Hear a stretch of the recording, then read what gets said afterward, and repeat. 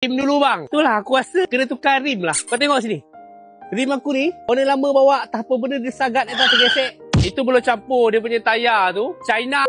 Tu kau ada tak kedai rim yang murah-murah? Tak kisahlah dekat Negeri Sembilan ke, dekat Selangor ke, dekat KL. Murah banyak lah. Kalau murah-murah sikit, baik aku. Sekarang ni saiz 15 inci. Aku nak naik 17 inci. Naik 2 inci. Kalau ada, kau boleh lah suggest kat aku. Ini pun halang sebab aku tengok tu tayar murah tu. Risaulah pula aku nak kulu kilik bawa kereta ni kan. Aja je buat modal nak tukar rim. Tapi kalau kau tengok kat belakang ni, toy dia ada emblem Volkswagen. Bukan main panjang lagi. Jadi aku dah cabut. Kalau kau tengok video ni, aku dah cabut. Lepas tu dia ada tinggal ke Sanggam lah. Sanggam tu aku tak boleh hilang kan. Macam biasa pergi kaki derhaka, aku minta dia orang untuk polishkan kesan-kesan gam yang ada dekat situ. Daki-daki yang dah 10 tahun dekat situ. Alhamdulillah hilang. Kau tengok kat sini putih clear, comel molek.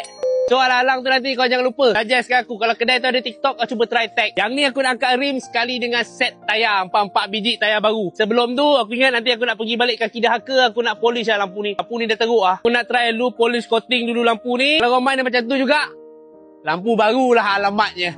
Mantap boy.